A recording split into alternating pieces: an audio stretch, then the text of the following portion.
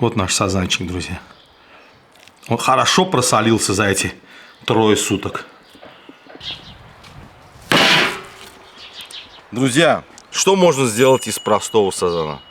В принципе, все что угодно. Но сегодня мы будем готовить очень необычное и очень вкусное блюдо азербайджанской кухни.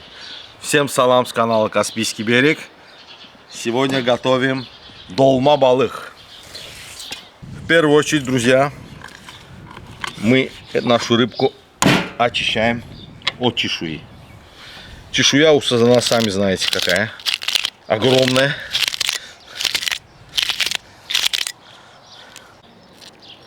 На азербайджанскую чешуя и деньги звучит одинаково. Пул. И я вот начинаю понимать, почему. Видать, все началось с сазана. Посмотрите, какие у него круглые чешуинки такие, похожие на монетки.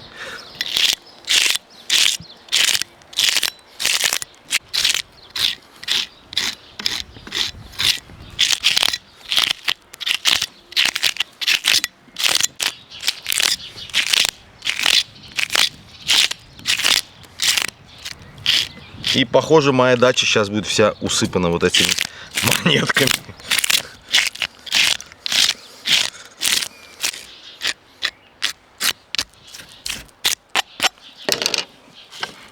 Так, перевернем сазанчика. У него, наверное, я думаю, самая крупная чешуя. Ну, из тех рыб, которых я встречал, конечно. Очень крупная чешуя. Смотрите. Даже вот, если вот на канале есть кто-то из подводных охотников, не дадут мне соврать. Часто вот называют как броня. То есть довольно-таки у него такая, знаете, неплохая защита получается. От стрел, от гарпунов подводных охотников. Подобных мне. Я не такой прям активный, но иногда тоже стреляю рыбку, друзья. Это блюдо будет готовиться не сегодня, а лишь через 3-4 дня. Почему? Потому что блюдо это, оно готовится не из свежей рыбы, а из соленой. То есть сейчас мы рыбку нашу подготавливаем к засолке. Я ее вот так вспарываю, друзья. Вскрываю не по животу, как обычно, а по спине.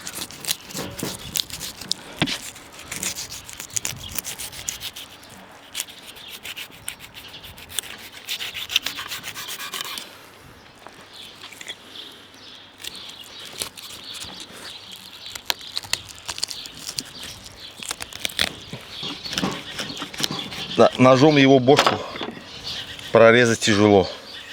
Попробуем топориком и молотком.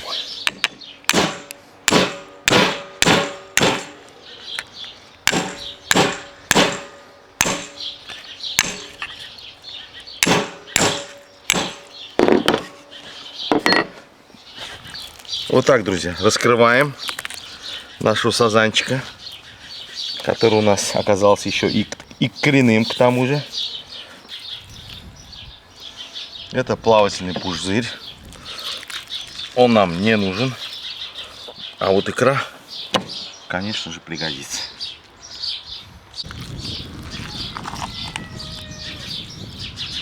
О, кошки уже чуют сазана. Алик, иди.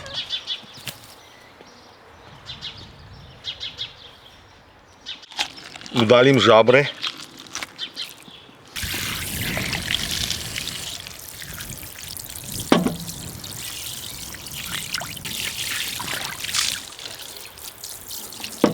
Все, абсолютно чистенько, друзья. Друзья, теперь по ребрам в рыбке делаем надрезы. Я имею в виду параллельно ребрам, да? Как ребра идут. В толстой ее части только. Вот где пузико, вот где вот, вернее, спинка, там не режем. Только вот в этой в части, где мясо есть.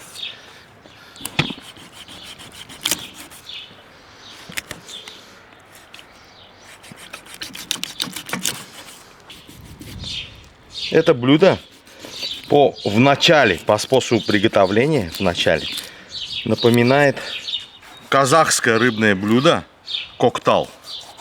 Оно похоже где-то. Ну, где-то и не похоже. Сейчас вы по ходу сами поймете, в чем разница. Вот так, друзья, прорезали. Смотрите. Чтобы мясо у нас хорошенько просолилось. Вот так. Теперь, друзья, рыбку нашу будем солить.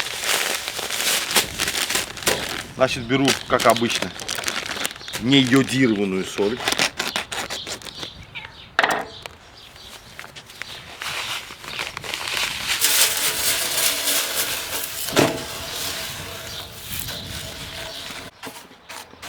Вот сюда на подушку укладываю рыбку. Опа! Вот она сюда.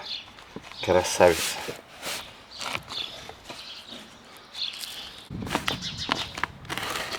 Вот так ее к соли прижимаю всю, друзья. Чтобы она, вся поверхность, чтобы соприкоснулась с солью. То есть со стороны спинки. Вот так. Максимально, чтобы было касание. Теперь, друзья, обсыпаю солью.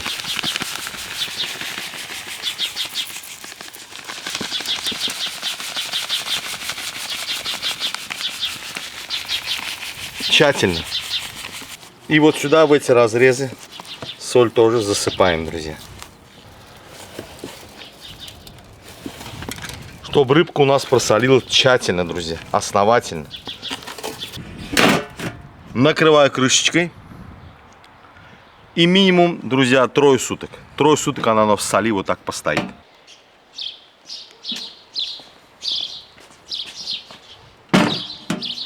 Друзья, всем салам с канала Каспийский берег. Прошло ровно 3 суток. Посмотрите на нашу рыбку, как она здесь засолилась. Посмотрите, сколько соль вытянула из нее влаги. Вы только сюда посмотрите, друзья. Так, сейчас мы что делаем? Сейчас мы эту всю соль смоем, водичку сольем. И саму рыбку, друзья, тоже зальем водой. Пусть она где-то часик в воде немножко отмочится, отстоится.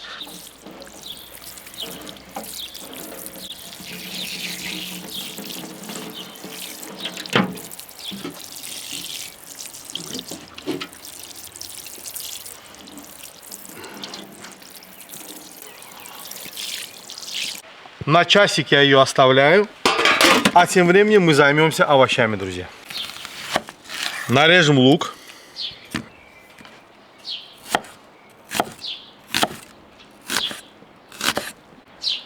Мелким кубиком.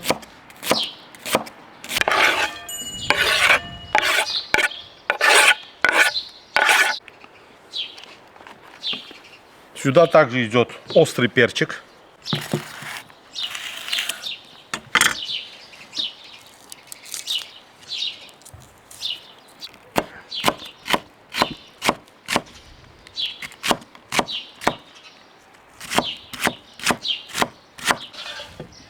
Острый перчик.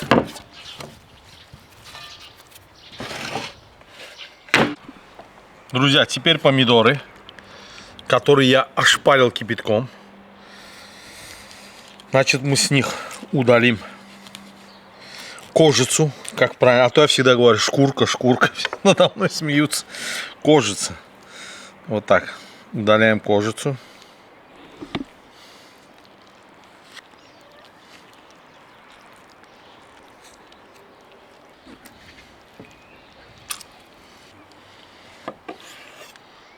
Теперь нарежем наши помидорчики. Кстати, помидорчики неплохие, друзья.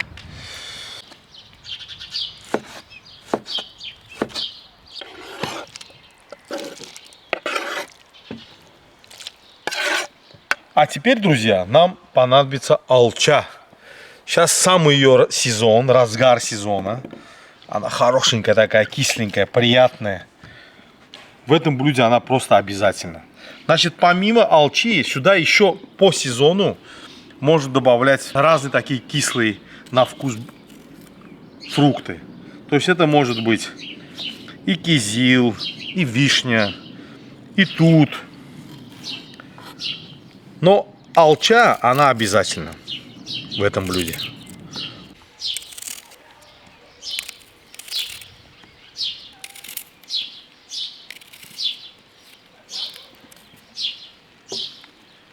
Слегка измельчим алчу.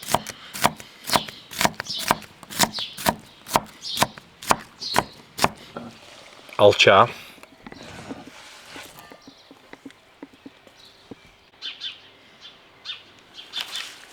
Друзья, еще добавлю немножко мяты. Вот такой, смотрите, свежая. Сюда мята еще идет и сухая. Но я вот такой решил тоже добавить. Сейчас сезон. Она просто вот завораживает своим запахом.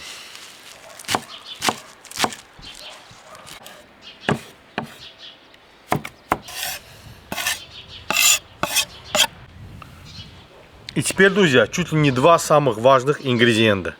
Значит, первый это у нас мята, только сухая. Мы ее обязательно сюда добавляем. Потому что сухая мята, она у нее более концентрированный аромат, так скажем.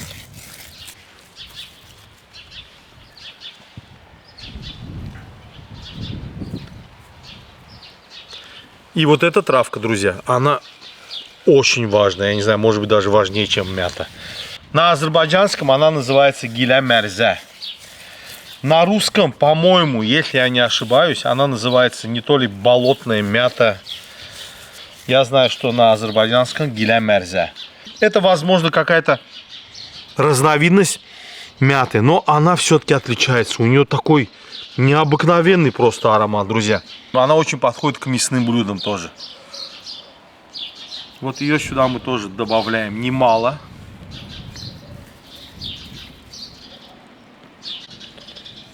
Вот она, посмотрите, друзья, как выглядит. Там даже, по-моему, цветочки такие мелкие. Ну, вещь обалденная, честное слово. Наверное, полстакана сюда идет.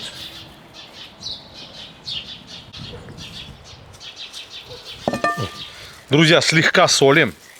Не сильно. Потому что у нас, как вы помните, рыба соленая. Даже очень соленая. Также слегка перчим.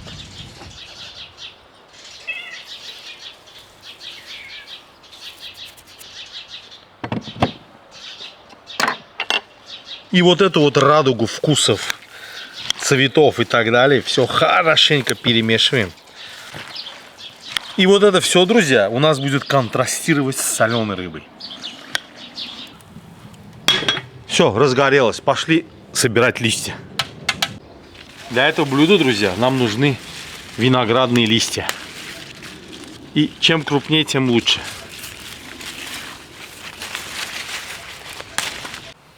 Друзья, теперь начинается самое интересное.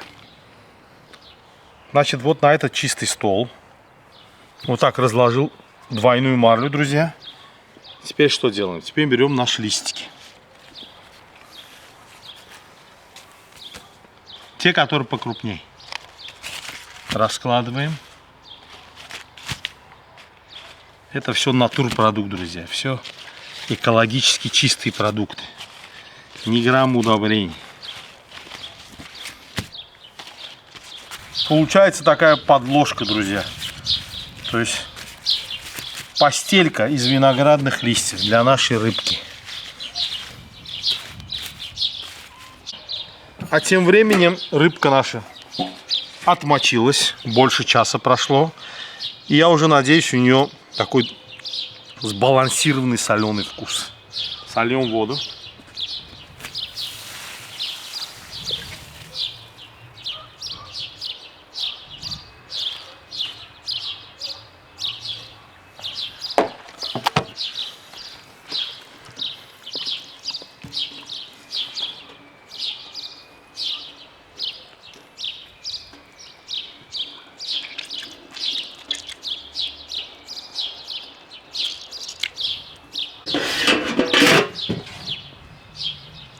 Вот так по диагонали кладем рыбу.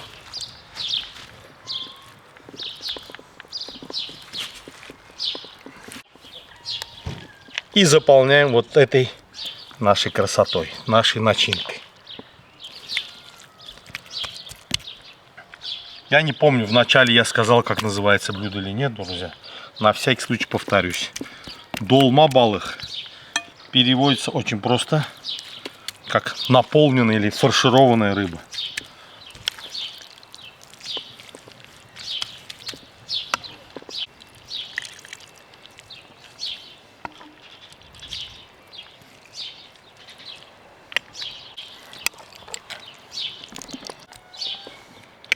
Это блюдо относится к южной зоне Азербайджана. Это у нас Сальян, это Нефчала, вот эти районы.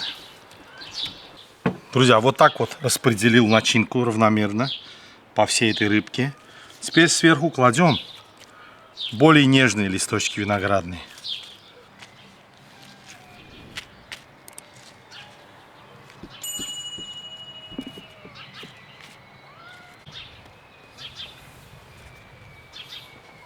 А теперь вот так по диагонали, друзья, вот эту нашу рыбку связываем мы в узелок.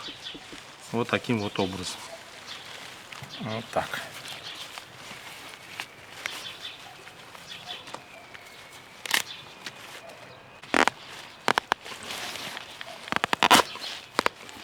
И вот так.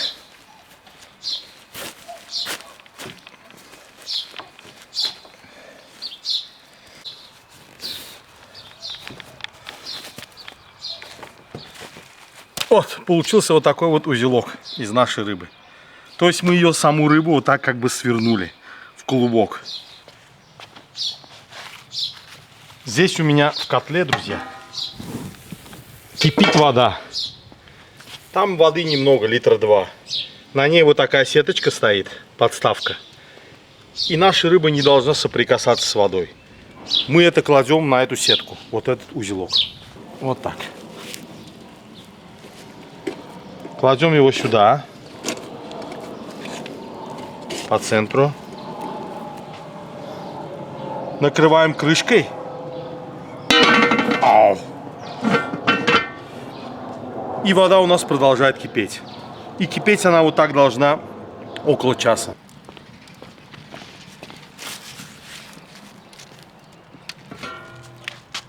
Ова! Смотрите, сколько пара, друзья.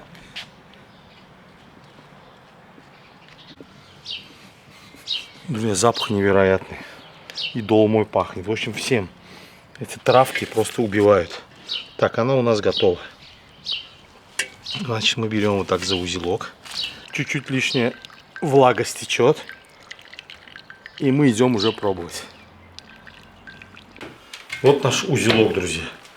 Выглядит он пока не очень презентабельно.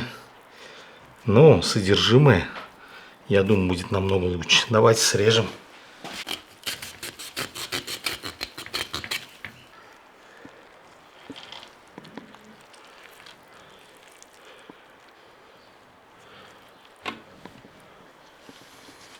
Вот так убираем наши виноградные листики. Они нам уже не нужны, друзья. Они в пищу не идут. Они просто отдали весь свой аромат.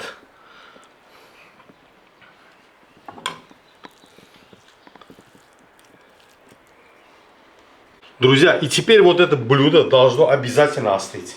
Так как оно является холодным блюдом, а не горячим. То есть хотя бы пусть минут 15 здесь на сквознячке постоит. Остынет, а потом мы его с вами будем пробовать.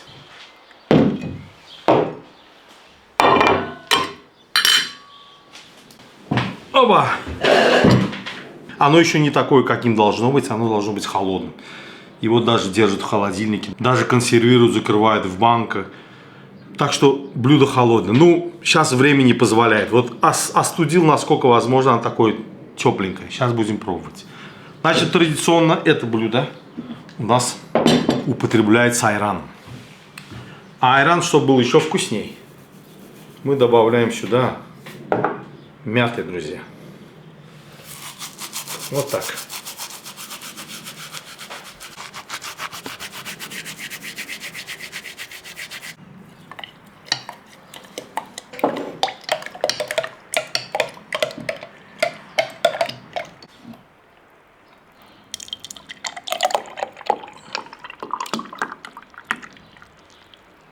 Вырежу такой кусочек.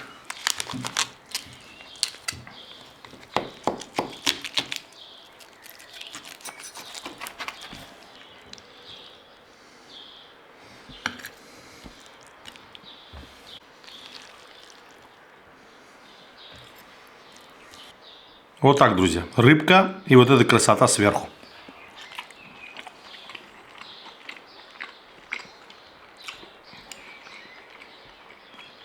рыба конкретно соленая получилась. Ну, здесь так и должно быть. Все здесь на контрасте.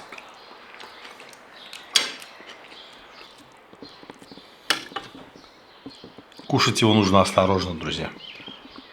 Такими мелкими кусочками. Добавляя сверху вот этой травки.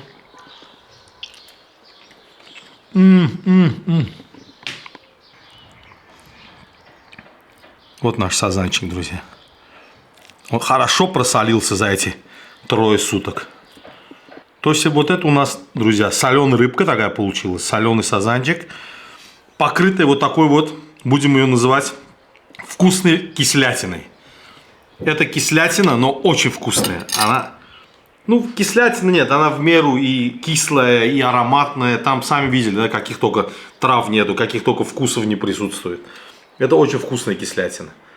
Но, опять-таки, как мне кажется, вот здесь вот замысел был такой, да, вот все построено на контрасте.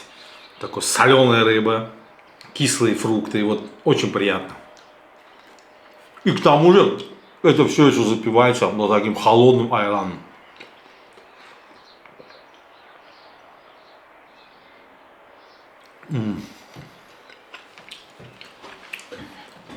Фантастика, честное слово. Первый раз я его попробовал у друга на свадьбе.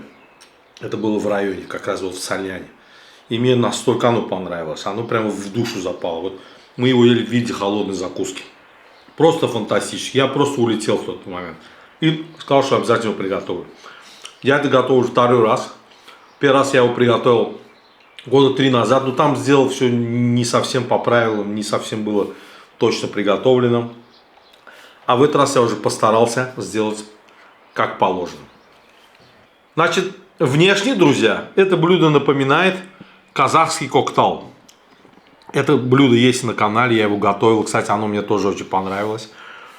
Но его есть таких 2 основных отличия. Да? Во-первых, готовится это из соленой рыбы, не из свежей. И второе, то, что это является холодным блюдом. Это как закуска, это не является полноценным таким горячим блюдом. Вот основные 2 отличия. Так, в общем, похоже, но вот эти 2 отличия, все-таки их ставят по разные стороны. Это немножко другое. Вот его еще остудить в холодильнике, друзья, и оно вообще будет заходить просто невероятно. Блюдо очень вкусное. Всем советую. Ничего сложного нет, как вы сами видели. Соленая рыба. И вот так она нафарширована вот этими вкусностями. Спасибо большое за просмотр. До новых встреч на нашем морском канале. До свидания.